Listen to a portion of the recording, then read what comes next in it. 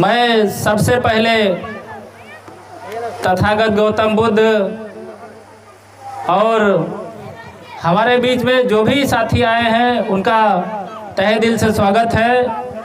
हम चाहते हैं जो भी नए साथी हैं वो आकर पुष्पांजलि करते हैं, तत्पश्चात से यथास्थान लें। तो साथियों, बाबा साहब डॉक्टर भीमराव अंबेडकर इस देश में, अगर बाबा साहब डॉक्टर भीमराव अंबेडकर पैदा ना होते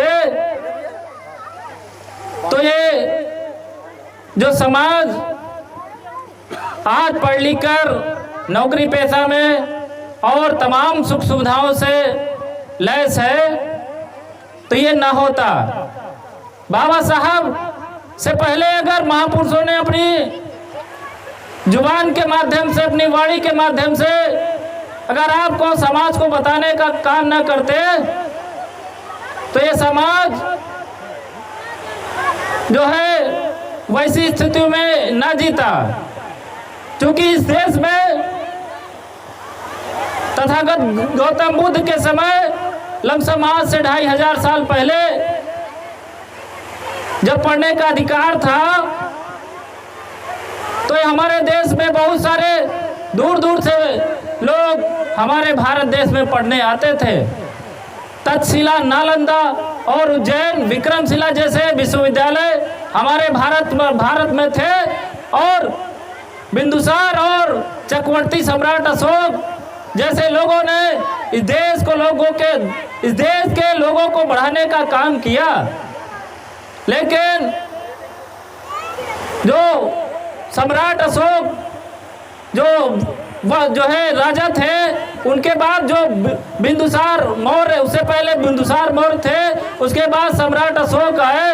और जब सम्राट अशोक आए तो उन्होंने बहुत सारे जो है शिलापट को लिखवाने का काम किया।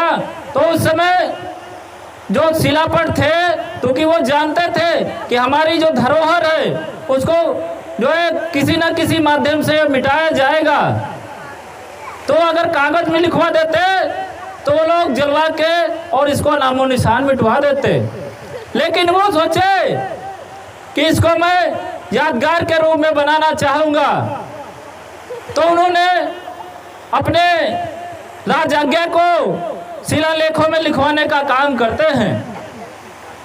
और उसके बाद जब मौर्य वंश का राजा उदयदत्त मौर्य की हत्या होती है पुष्यमित्र शुंग द्वारा, तब वहां से आपका जो है धन संपदा और आपके अधिकार को छीनने का काम होता है।